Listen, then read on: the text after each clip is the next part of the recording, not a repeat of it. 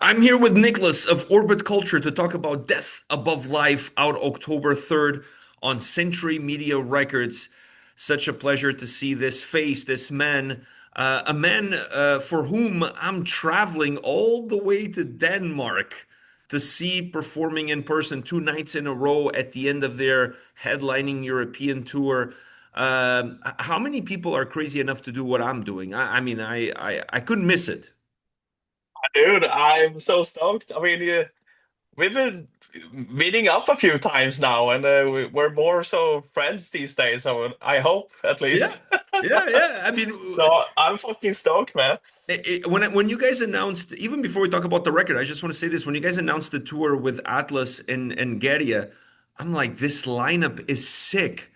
Is sick. Like I gotta buy a ticket plane. I gotta get my way there. So then I was looking at all the tour dates, and Copenhagen made sense because you guys are playing back-to-back nights to close off the tour. So on one trip, I get to see you guys for 2 nights. So I get a little bit more bang for my buck, if you will. So it was a no-brainer.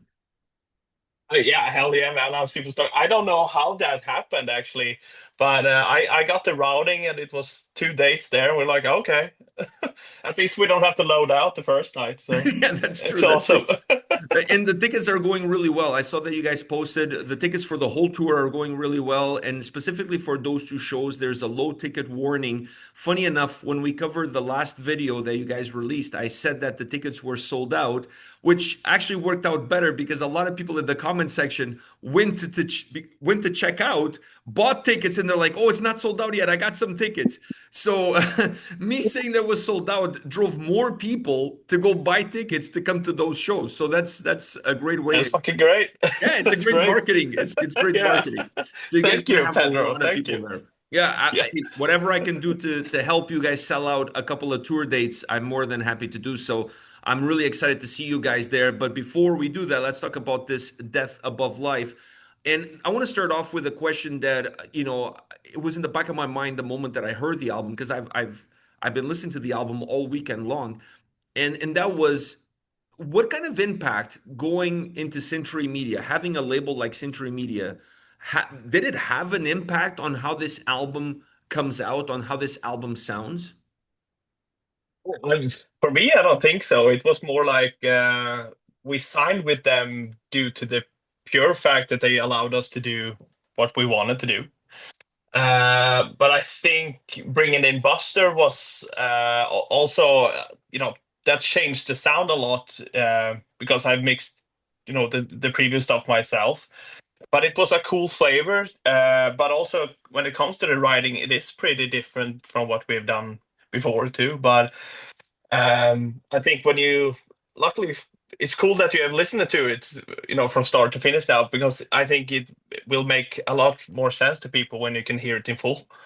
It does. It does. And when I was listening to the album, the first thought that came to my mind was that I felt like you guys on this record kept the core sound of Orbit Culture, which is almost like this cinematic uh landscape. The way the songs sound so big, it's always been an Orbit Culture thing. But I felt that on this album, all of the sounds and all of the bands that it influenced you as a musician, as a songwriter, are more noticeable. That was Yes. the first thing that I detected with this record. Yeah, I think we were not that afraid, to show our inspirations.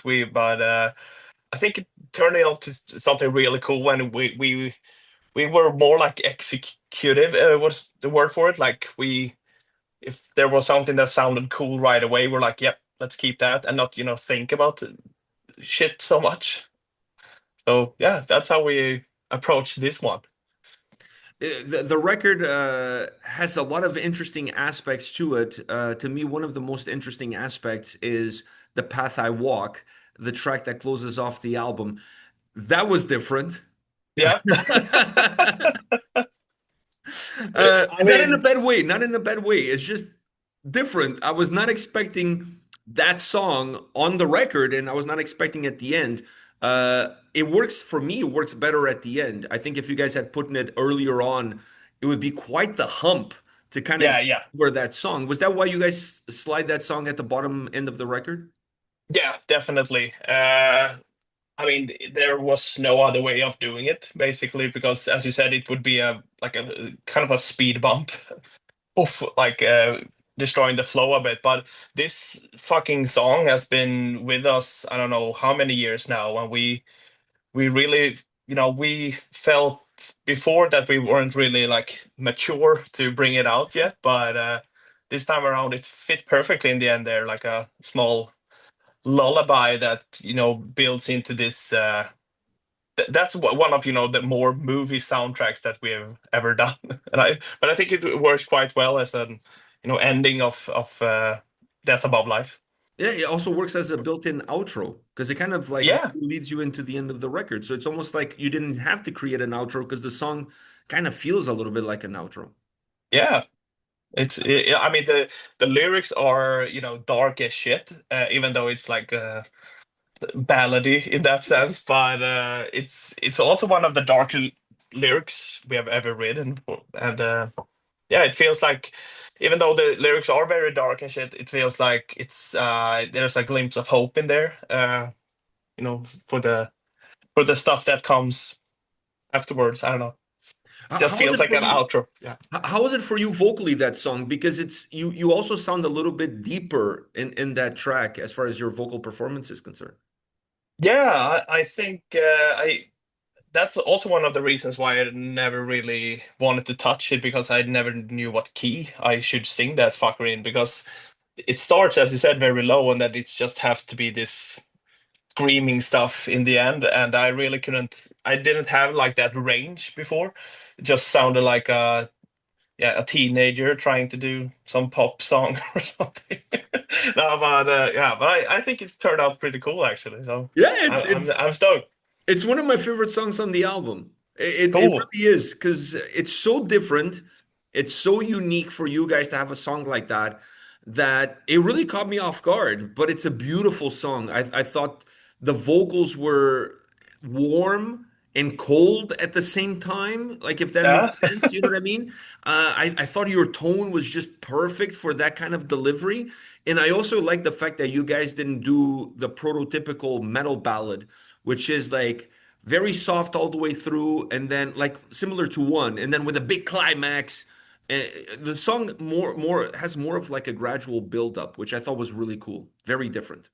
Yeah, thank you. I really appreciate it. We have tried that like formula before, like with songs from our previous stuff. One that comes to mind is Behold and Through Time, which, as you said, it starts with that softer stuff and then like ends being heavy distorted guitars or whatever. But this time we were like, yeah, let's fucking keep it. Let like even though there's a lot of MIDI shit, like let that ring and not try to evade bringing in the distorted guitar, because it was not necessary for this one. I agree with you. I think it stands out even more the way that it is. When you look at yourself and you look at the progression of Orbit Culture as a band, where have you improved the most as a guitar player, as a singer, as a songwriter? I think definitely the singing part has become uh, not better but easier. But because it's all due to the fact that we've been playing so fucking much these last years, and it helps, keeping the muscles in check, and you don't have to warm up. You should warm up, but you don't have to be so dependent on the warm up stuff. It just like flows naturally. And what I've figured out is that even though it's hard to like switch between the live mode and the studio mode, it's good to track vocals if you're playing some gigs here and there, because it keeps it moist. I hate the word, but I'm listen. Whenever you guys release a new video, I also get very moist, and so it's all good. It's all good, dude. It's all good. We're good. I love your choice of words there. When you're stuck in the process of making a new song, who's your go-to place, person, music for unblocking that writer's block? I mean, it is still to this day movies. I mean, I always end up diving into Hans Zimmer and stuff like that, even though it is metal that we play, it's just so cool that a guy like him, or like, I don't know if it's a team behind Hans Zimmer, I guess, but how he conveys so much emotion in so few uh, like notes and elements. That's always been so interesting to me, that you can scale it down, but it sounds like so Massive. vast. And yeah, And I think that's always been such a huge portion of orbit culture sound that there's so many songs you guys write that could be the soundtrack to a sci-fi thriller or a sci-fi movie. I always feel like you guys capture that many times in your music videos as well. Would you be open in the future to do a collaboration with someone or a TV show and write some movie scores?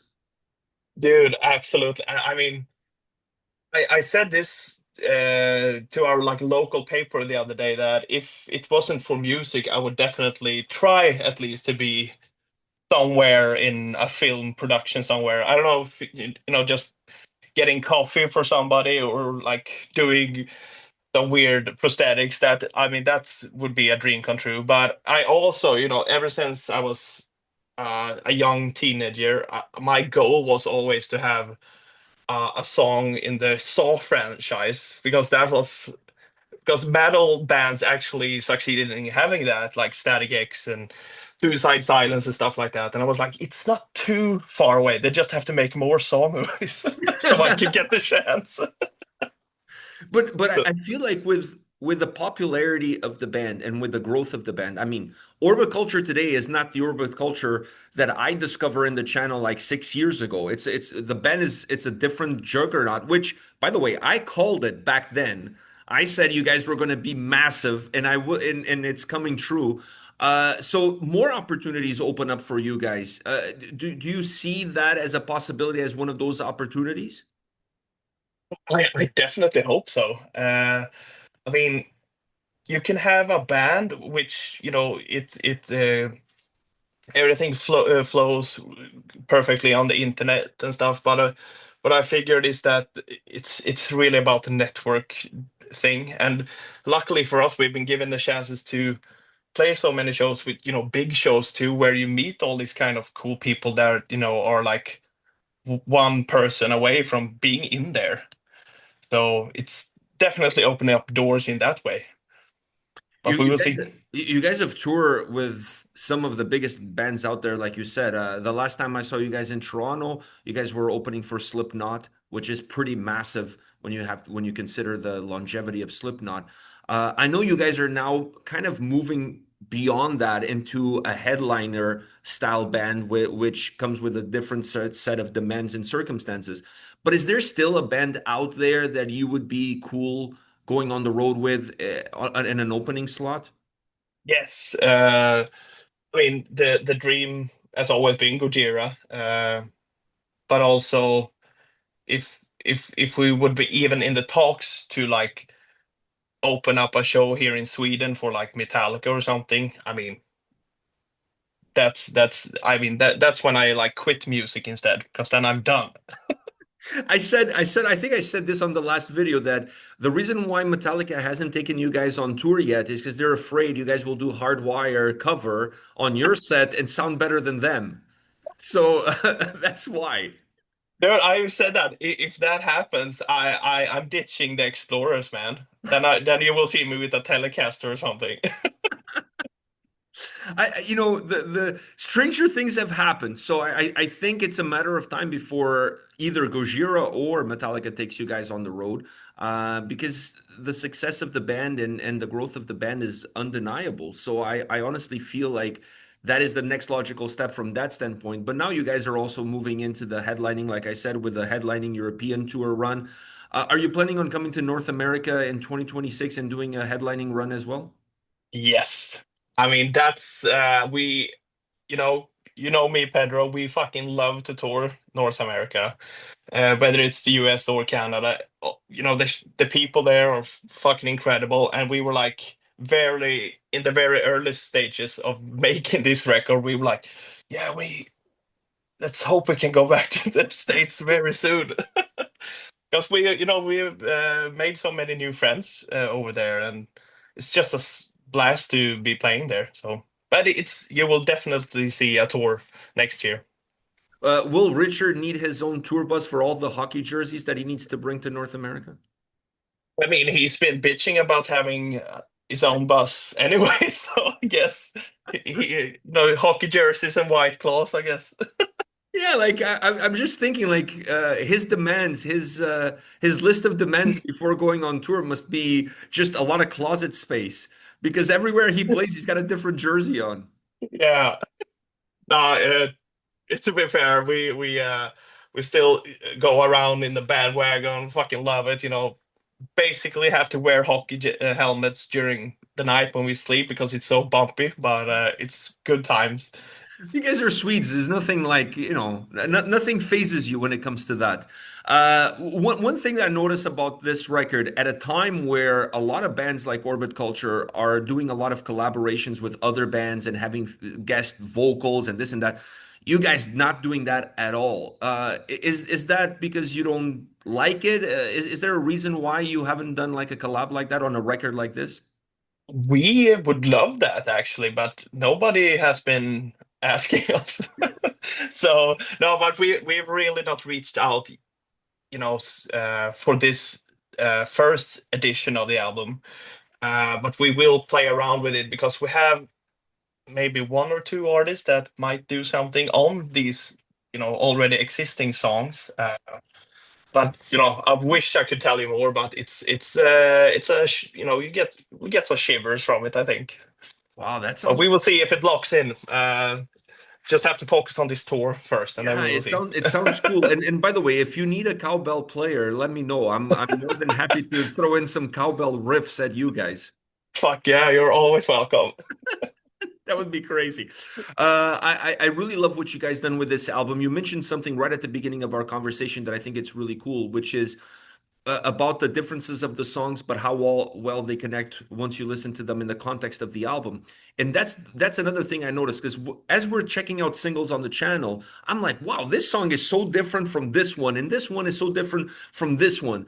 But when I listen to them in the context of the album, I don't see as many differences there. They all flow really well. What do you attribute to that? Yeah, I think hopefully it was like meant to be that way because we felt that we need to bring in a bit of a younger audience, like because we have a great fan base. We just want to see if we could lure in some younger people that really like the Slaughter to Prevail, the Lorna Shores and stuff. Like see if we can, you know, get in there. And I think it worked. But on the other hand, some of the older fans was like, oh, what the fuck are they doing? Are they changing off their sound? And I was like, calm. You just have to see the full picture when it comes out. Yeah, and I think it will make a lot of sense for people. It does. The album itself sounds and feels like Orbit Culture. It doesn't sound like something. It doesn't sound like you guys are reinventing the wheel. There are nuances and changes in some places, but overall, the core sound is still who you guys are. Yeah. I definitely think so. Or else it would be very fucking weird. Yeah, but I've gotten some messages from some people before I got the record asking me, how do you feel about these singles? Like, do you really like them? Like, this sounds a little bit weird. This one here, this one. And I'm like, no, it still sounds like Orbit Culture. I mean, there is certain changes, but when I heard the album, everything became a lot better. Everything became a lot more clear to me. Cool. Even though it is not like a pure concept album, I think it turned out to be a concept album when it comes to the audio changes and the like the red thread of that. So I'm stoked. I was like we one thing that we could have changed was that we decided what the singles would be in the demo process, and there it felt more natural to go from Death Above Life to Hydra. But now when they were out, we were like, oh shit, we released two like down-tuned songs. Songs. But and I think that's what people are kind of worrying about. But in the as you know, I always come back to the context of the album. It will make a lot of sense because songs like Inferno or even Tales of War and what's called not the second one. Who gives a shit? But the more orbit culture friendly songs are in there, but they're not released yet. Nerve is the song I'm talking about too. Yeah. Nerve is a great track as well. And I can't remember the name of the song. I think it's the third one on the album. Oh, Uh, Inside the Waves, I Inside think. the Waves. Yeah, yeah, Yeah. yeah. I think that's my favorite, by the way. That one and The Path I Walk are my two top songs on the record. But I felt like Oh, that song is very throwback to like Orbit Culture sound. It's perhaps the most throwback song on the record. that's perfectly true, I think. Like if you had released that song 2 records ago, nobody would have like, yeah, it's Orbit Culture. Like Yeah, yeah. it's probably the one that feels more natural from that standpoint. And the guitar sound is amazing on this record as well. Some nice little solo licks here and there. Did you guys work differently on the guitars? Not necessarily on the sound, but on how you wanted to execute?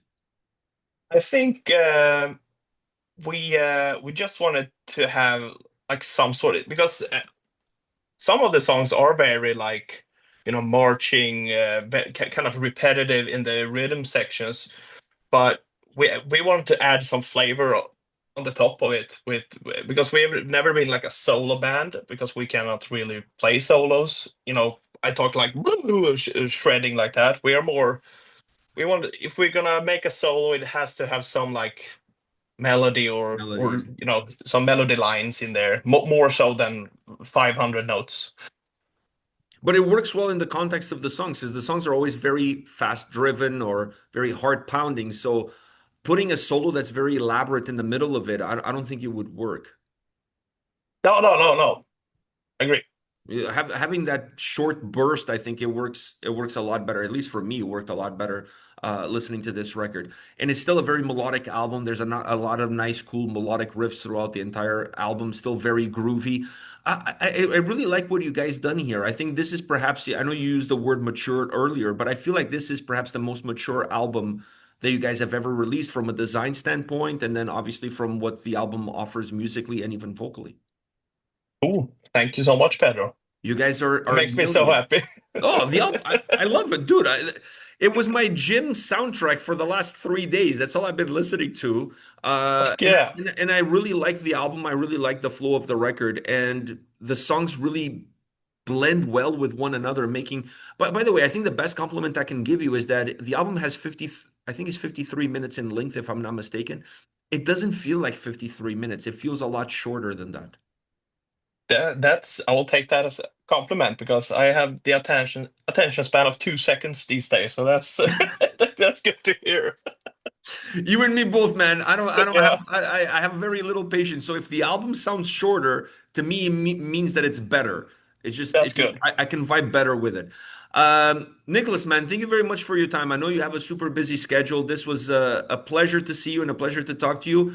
I'll send you an email. I'll send you a note before I head over to Denmark so you guys can set me up with some tickets for the shows and I can come and see you guys. I'm bringing my wife, by the way.